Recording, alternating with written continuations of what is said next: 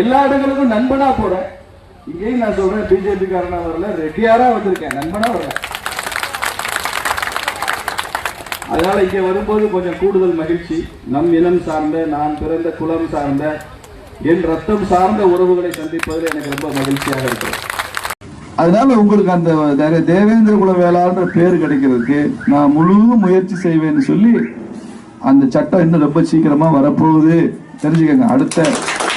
அடுத்த சட்டமன்ற தேர்தலில் நீங்க ஓட்டு போட போறப்ப தேவேந்திர குல வேளாளரா நாம எல்லாம் ஓட்டு போட போலாம். எங்க பகுதியில தென் மாவட்டங்கள்ல பிரமலைக்கல்லர் சமுதாயம், மறவர் சமுதாயம் இந்த காலத்திலே அடைக்காத கோயிலை அடைச்சிருக்குன்னு சொல்லி அரசியல்வாதி ஆதாயத்துக்காக எங்க ஊர் கிராமத்தையும் ஊர் பொதுமக்கள் எல்லாத்தையும் கேவலப்படுத்தி அசிங்கப்படுத்துற மாதிரி போஸ்ட் அடிச்சு விட்டுறதை நிறுத்திக்கிறேன். இதோட அனைவருக்கும் வணக்கம். இது ஒரு அரசியல் விழிப்புணர்வு காணொலி. அரசியல் விழிப்புணர்வு காணொலி. இரண்டாவது, நான் வாழ்கின்ற மதுரை மாவட்டத்தில் இந்த மாதிரிலாம் நடந்து கொண்டிருக்கின்றத என்னால் எளிமையாக கடந்து போக முடியல. அதனால தான் தொடர்ச்சியாக பார்த்தீங்கன்னா ஒரு குறிப்பிட்ட நபர், அந்த நபர் செய்கின்ற ஒட்டுமொத்த அட்ராசிட்டி, சாதி வெறி பின்புலம், இது எல்லாத்தையும் பார்த்தீங்கன்னா தோலுரிச்சு நான் காமிச்சிட்டு இருக்கேன். அப்படி பார்த்தீங்கன்னா சமீபத்தில் அவர் ஜெயிக்க வேணும்காக பார்த்தீங்கன்னா ஏகப்பட்ட தில்லுமுல வேலை பண்ணிட்டு இருக்காங்க. வேற யாரும் கிடையாது, நம்ம முருங்கைக்காய் சீனிவாசன் தான். மதுரை தெற்கு தொகுதியில் இவர் இந்த கடந்த ஒரு 10 நாட்களா பண்ணுகின்ற வர விஷயத்தை அந்த தொகுதி மக்களுடைய முகம் சுளிக்கிறது மட்டும் இல்லாம இவர் டெபாசிட் போற அளவுக்கு பார்த்தீங்கன்னா வேலை பார்க்கணும்னு சொல்லி அனைத்து சமூகமும் இறங்கி வேலை பார்க்க ஆரம்பிச்சிருக்கு. அப்படி என்னதாங்க அவர் பண்ணிட்டு இருக்காப்ல, என்னங்க பிரச்சனை அப்படின்னு சொல்லி நம்ம இவரை பத்தி ஏகப்பட்ட காணொலி போட்டிருக்கோம். யாரெல்லாம் பார்க்கலையோ அதெல்லாம் பார்த்துட்டு வந்தாதான் உங்களுக்கு புரியும். இருந்தாலும் ஓரளவு சொல்லிடுறேன். இவர் பார்த்தீங்கன்னா ரெட்டியார் சங்கத்தில் முக்கிய பொறுப்பாளர் இருக்கக்கூடியவர் தான் இந்த ராமசீனிவாசன் ரெட்டியார். அதாவது இவர் பிஜேபியில் இருக்கிறவர். பிஜேபியினுடைய பிரதான எதிரியாக தமிழ்நாட்டில் பார்க்கக்கூடியது, அதாவது கழகங்கள் இல்லாத ஆட்சி அப்படின்னு சொல்லி வந்துகின்ற ஒரு கட்சி, திராவிடத்தை வேறறுப்போம் அப்படின்னு சொல்லுகின்ற ஒரு கட்சியில இருந்துகிட்டு திராவிட முன்னேற்ற கழகத்தினுடைய அமைச்சராக இருக்கக்கூடிய கே நேரு ரெட்டி, கே சேசார் ரெட்டி, காங்கிரஸ் இந்தியாவில் மிகப்பெரிய எதிரியாக இருக்கக்கூடிய பிஜேபிக்கு பார்த்தீங்கன்னா காங்கிரசினுடைய வேலுச்சாமி இருக்காப்ல, வேலுச்சாமி ரெட்டி, இவங்க எல்லாரும் கூடயும் ஒன்னா ரெட்டியார் மாநாட்டில் உட்காந்துட்டு ரெட்டியார்கள் இல்லாம தமிழ்நாட்டில் எவனும் ஆட்சி செய்ய முடியாதுன்னு சொன்ன ஒரு ஆள் தான் இந்த ராம சீனிவாசன் அவர்கள்.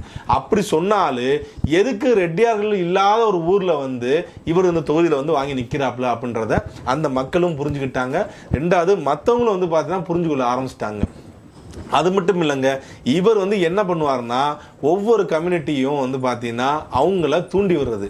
எப்படி தூண்டி வருதுன்னா, இங்க நேரா போறது தேவேந்திர குல வேளாளர் சமுதாயத்தை பார்த்தீங்கன்னா அங்கே ஏதாவது இமானுவேல் சிலையோட சிலை இருக்கும், அந்த சிலைக்கு முன்னாடி போய் நின்றுக்கிட்டு என்ன சொல்லுவார்னா, தேவேந்திர குல வேளாளர் அரசாணை பார்த்தீங்கன்னா யார் வாங்கி கொடுத்தா, நான் தான் வாங்கி கொடுத்தேன். அதாவது எடப்பாடி பழனிசாமி அதுக்கும் சம்மந்தம் கிடையாது, பிரதமர் மோடி அதுக்கும் சம்மந்தம் கிடையாது, தமிழக பாஜக தலைவராக இருந்த அப்போ தலைவர் இருந்தவங்களுக்கு சம்மந்தம் கிடையாது, மற்ற சமுதாய தலைவர்களுக்கு சம்மந்தம் கிடையாது, இதுக்காக ரோட்டில் உட்காந்து போராடினவங்களுக்கு சம்மந்தம் கிடையாது, அந்த சமுதாய தலைவர்களுக்கு சம்மந்தம் கிடையாது.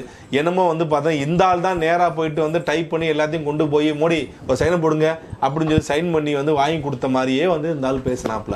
அதுக்குண்டான காணொலி இருக்கு. இப்படி பேசின உடனே பார்த்தீங்கன்னா அதுக்குண்டான கோவத்தை பார்த்தீங்கன்னா இவர் சம்பாதிக்கிறாப்ல. யாரோட கோவத்தை? வேளாளர் சமுதாயத்தோட கோவத்தை சம்பாதிக்கிறாங்க. ஏன்னா இவங்க இந்த வேளாளர் சமுதாயம் மதுரையில் பிள்ளைமாறு சொல்லி பார்த்தா வாழ்ந்துகிட்டு இருக்காங்க.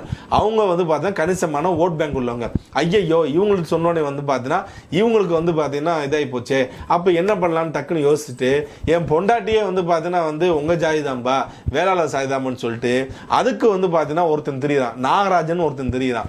அவனை பிடிச்சி அவன் பார்த்தீங்கன்னா உண்மையிலேயே அந்த சமுதாயத்தை சேர்ந்தவனா அப்படின்றத வெள்ளாளர் சமுதாயத்தை சேர்ந்தவங்களே பார்த்தா அந்த கிளி கிழிக்கிறாங்க. நீ வெள்ளாளர்ல எந்த பிரிவு, எந்த வீடு, என்ன உனக்கு பார்த்தீங்கன்னா கிளை இருக்கு, என்ன உனக்கு பட்டம் இருக்கு அப்படின்னு சொல்லி யாரும் சொல்லி கேள்வி கேட்டதுக்கு இன்ன வரைக்கும் பதில் சொல்ல. அவனை விட்டு என்ன பண்றாருன்னா, வெள்ளாளர் வீட்டு மருமகனே உனக்கு தான் எங்கள் ஓட்டு அப்படின்னு சொல்லி ஒட்டுமொத்த வெள்ளாளர் சமுதாயமும் இவருக்கு ஆதரவா இருக்கிற மாதிரி அங்க ஒரு செட் பண்ணிக்கிறது. இப்படி செட் பண்ணிட்டு ரைட் ஓகே எப்படியோ இது சமாளிச்சு விட்டாச்சுப்பா அப்படின்றப்ப டக்குன்னு பார்த்தீங்கன்னா திருப்பி தேவேந்திர வேளாளர் சமுதாயம் நீங்க என்ன சார் அவங்களையும் வேளாளர்ன்றீங்க, அவங்க வேளாளர் கிடையாது, நாங்க தான் உண்மையான வேளாளர்னு சொன்னோன்னே என்னடா அது திருப்பி ஒரு சிக்கல் வருது அப்படின்னு சொல்லி ஒரு பெரியவர் ஃபோன் பண்றாப்ல, பட்டுக்கோட்டையில இருந்து ஃபோன் பண்ணி நீ நல்லா இருப்பியா, இந்த மாதிரி எங்க வேளாளர் பேர் அங்க போய் கொடுத்துட்டியே அப்படின்னு சொன்னோடனே பார்த்தீங்கன்னா உடனே அவர்கிட்ட நக்கல்லா பக்கத்து சிரிப்பு பேசிட்டு அந்த வீடியோ பார்த்தீங்கன்னா சமூக வலைதளத்தில் பார்த்தீங்கன்னா பரவ விடுறாப்புல. பரவ விட்டுட்டு அதை வந்து திருப்பி அந்த மக்களுடைய தேவேந்திர சமுதாயத்தின மக்கள் வந்து கூட்டத்தில் போய் நின்றுட்டு எனக்கு இந்த மாதிரி ஒருத்தர் ஃபோன் பண்ணாப்புல, நான் தான் வந்து அதுக்காண்டிலாம் வந்து உங்களை விட்டு கொடுத்துட முடியுமா, உங்களுக்காண்டி நான் நிற்காம இருக்க முடியுமான்னு சொல்லி திருப்பி அந்த மக்களை போயிட்டு வந்து சரி பண்றது, திருப்பி இந்த மக்களுக்கு வந்து இது பண்றது. இந்த மாதிரி நடந்துட்டு இருக்கிறப்ப ஐயோ 2 பேர்ட்டையும் வந்து பார்த்தீங்கன்னா நம்ம இப்படி சமாதானப்படுத்திட்டோம், திருப்பி வெள்ளாளர் மக்கள் நம்ம எப்படி சமாதானப்படுத்த நினைக்கிறப்ப இந்த மதுரை தெற்கு தொகுதியில் அந்த மக்கள் வந்து ஒரு கணிசமான ஓட் பேங்க் இருக்கிறாங்க.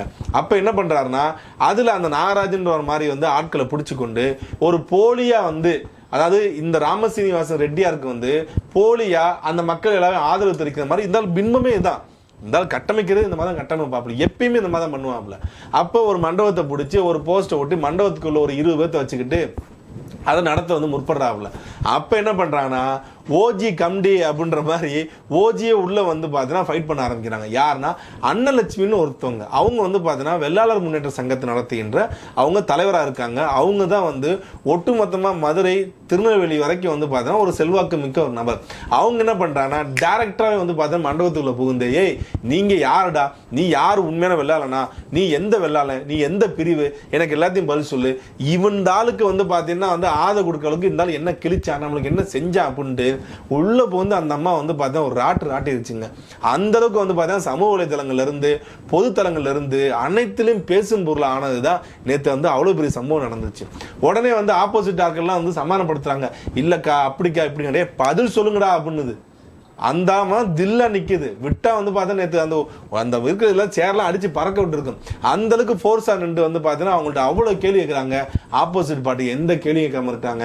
ரெட்டி வந்து பார்த்தா வீட்லயே உட்காந்துட்டு நகத்தை கடிச்சுக்கிட்டு, என்னடா அது இப்படி வசமா மாட்டிக்கிட்டோமே, இப்போ நம்ம எப்படி சமாளிக்கிறது, இப்போ நம்ம திருப்பி வந்து ஒரு வீடியோ போட்டு வேளாளர்கள் வந்து பார்த்தீங்கன்னா ரொம்ப உயர்ந்து உள்ளவங்க, அவங்க அப்படி இப்படி நம்ம புகழ்ந்து பேசினா அந்த சாதி வந்து ஓட்டு போடாம போயிருமே, சரி அந்த சாதிக்கு ஆதரவு போட்டு போனோம்னா இந்த சாதி ஓட்டு போடாதுன்னு சொல்லி திருடனுக்கு தேல் கொட்ட மாதிரி தந்தாலும் வீட்டில் உட்கார்ந்து இருந்திருக்காப்புல.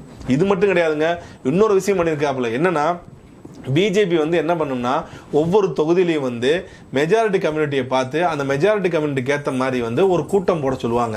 அந்த கூட்டத்தை போட்டு வந்து அதில் போய் கலந்துக்க சொல்லி அந்த மக்களுடைய ஆதரவு வந்து வாங்கணுக்காண்டி அந்த மக்களுடைய சாதனைகள் என்ன, சுதந்திரத்துக்கு என்ன பண்ணாங்க அப்படின்றத வந்து எடுத்துரைப்பாங்க.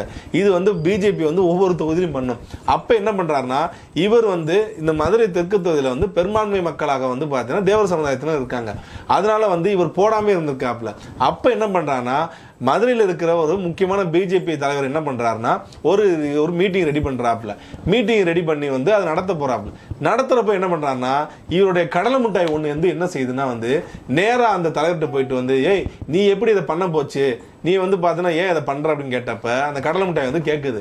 கேட்கறப்ப இவர் என்ன சொல்றா அப்படின்னா, யார் நீங்க பண்ணி பார்த்தா பண்ணவே மாட்டேறீங்க, தொகுதியில் ஜெயிக்க வேணாமா, டெபாசிட் போனா வந்து என்னையும் தான் கேள்வி கேட்பாங்க, அதனால தான் நான் நடத்தினேன், நான் ஏன் நான் நடத்தக்கூடாதா, நான் தேவர் சமுதாயத்தை சேர்ந்தவன் தானே அப்படின்னு சொன்னதுக்கு நீ வந்து தேவர் சமுதாயம் கிடையாது, நீ வந்து அகமுடையாரு அப்படின்னு தன்னோட அல்லக்கை வந்து பார்த்தீங்கன்னா அந்த வார்த்தையை சொல்ற அளவுக்கு இந்த உட்பிரிவோட வந்து பார்த்தீங்கன்னா வந்து என்ன எந்த அளவுக்கு வந்து இந்த அளவுக்கு மேலவங்க இருக்கு பாருங்க.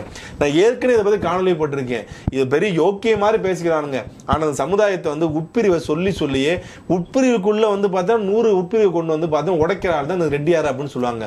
தயவு செய்து வந்து பார்த்தீங்கன்னா மதுரையில் தெற்கு இருக்கிற இந்த சமுதாயத்தினர் எல்லா சமுதாயமே ஒட்டுமொத்த சமுதாயமும் வேட்பாளர் எப்படிப்பட்ட ஆளும் பாருங்க, வேட்பாளருடைய சுய ஒழுக்கம் எப்படிப்பட்டதுன்னு சொல்லி கேள்வி கேளுங்க. அங்க இருக்கிற வந்து பாத்தீங்கன்னா மற்ற வேட்பாளர்கள், அது வந்து மதிமுக கட்சி நிக்குது, அந்த வேட்பாளர் எப்படி பாருங்க, நாம் தமிழர் கட்சி வேட்பாளர் எப்படி பாருங்க, தாவக கட்சி வேட்பாளர் எப்படி பாருங்க, ஒழுக்க ரீதியா எப்படி இருக்காங்க பாருங்க, கட்சியில அவங்க மரியாதை எப்படி இருக்குன்னு பாருங்க, சமுதாய ரீதியா அவங்க எல்லா மக்களும் எப்படி அணுகுறாங்கன்றத பாருங்க. சும்மா வந்து போலியா வந்து அந்த மக்கள் ஓட்டு வாங்கறதுக்காண்டி நீ வந்து இப்படிப்பா, அப்புறம் இன்னொரு மேடையில போயிட்டு நீ இப்படிப்பா அப்படின்னு சொல்லி தூண்டிடுறாங்களா, எல்லாத்தையும் பாருங்க. இது எல்லாத்திலுமே கொஞ்சம் கூட ஒரு தகுதியற்ற நபர் தான் இந்த ராமசீனிவாச ரெட்டியார். ரெண்டாவது, தமிழ்நாட்டில் வந்து பாத்தீங்கன்னா ரெட்டியார் இல்லாம ஆட்சி பண்ணக்கூடியன்னு சொல்றவரு அந்த மதுரை தெற்கு தொகுதியில் ஒரு மைக்ரோ மைனாரிட்டி கம்யூனிட்டியா தான் வந்து அவர் இருக்காப்ல. எதுக்கு வந்து அவர் இங்க நிக்கணும், நேரா போய் ஒரு யாரை எதிர்த்து நிக்கணும், கே நேரு போய் எதிர்த்து நிக்க வேண்டியதானே, அதே மாதிரி வந்து பாத்தீங்கன்னா KKSS போய் எதிர்த்து நிக்க வேண்டியதானே. எங்கேயுமே போகாம மதுரைக்குள்ள வந்துட்டு தேவர் சமுதாயமும் வேளாளர் சமுதாயமும் சௌராஷ்டிரா சமுதாயமும் பெருகி வாழ்கின்ற தொகுதி வந்து நிக்கிறதுக்குண்டான காரணம் என்ன, அது மட்டும் கிடையாதுங்க, அந்த தொகுதியில வந்து பாத்தீங்கன்னா பாஜக நோட்டா கூட போட்டி போட்டுக்கிட்டு சௌராஷ்டிர சமுதாயத்தை சேர்ந்த AR மகாலட்சுமி அவர்கள் வந்து அந்த இடத்துல வந்து 18,000 ஓட்டு வாங்க. இது வந்து தென்மண்டலத்திலேயே வந்து பிஜேபி அதிகமா வந்து ஓட்டு வாங்கின ஒரு தொகுதி. அவங்களையும் காலவாரி விட்டது யாருன்னா இந்த ராம சீனிவாசன் தான். ஆக நேற்று நடந்த சம்பவம் தொடர்ச்சியாக சாதிகளை வைத்து கொச்சை அரசியல் செய்தவரும் சுயமனித ஒழுக்கம் மென்மை என்பதை வந்து பார்த்தீங்கன்னா என்பதை வந்து கேலி கேட்கக்கூடிய ஒரு நபராக தான் வந்து இவர் இருக்காருன்னு சொல்லி திருச்சி சூர்யால இருந்து ஏகப்பட்ட பேர் ஆடியோ லீக்ல இருந்து எல்லாமே நடந்திருக்கு. அதெல்லாம் மீறியும் இவர் வந்து சீட்டு வாங்கிட்டு வந்திருக்காருன்னா அப்ப இவருடைய பின்புலத்தை வந்து பாருங்க. ஒரு பின்புலம் கிடையாதுங்க, ரெட்டியார் சங்கத்தோட பின்புலம் தான். இதுதான் யதார்த்தமான உண்மை. தயவு செய்து இந்த எலெக்ஷன்ல, இந்த தேர்தலில் நான் யாருக்கும் வந்து பார்த்தீங்கன்னா இவங்க ஓட்டு போடுங்க அவங்க ஓட்டு போடுன்னு சொன்னதே கிடையாது. ஆனா இந்த மதுரை தெற்கு தொகுதி மக்கள் மட்டும் சிந்திச்சு வாக்களிங்க. இவருக்கு ஓட்டு போடக்கூடாதுன்னு சொல்லல, போடுங்கன்னு சொல்லல, அவருக்கு போடுங்க இவருக்கு போடாங்கன்னு சொல்லல, சிந்திச்சு வாக்களிங்க.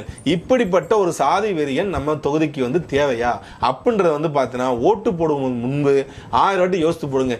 இந்த மாதிரி ஒரு ஆளுக்கு இப்படி பண்ணா மட்டும்தான் அடுத்து யார் வரமாட்டாங்க, ஒரு பொது தளத்துல பொது சேவை செய்கின்ற எண்ணத்தில் வருவாங்கன்றதான் யதார்த்தமான உண்மை. நன்றி, வணக்கம்.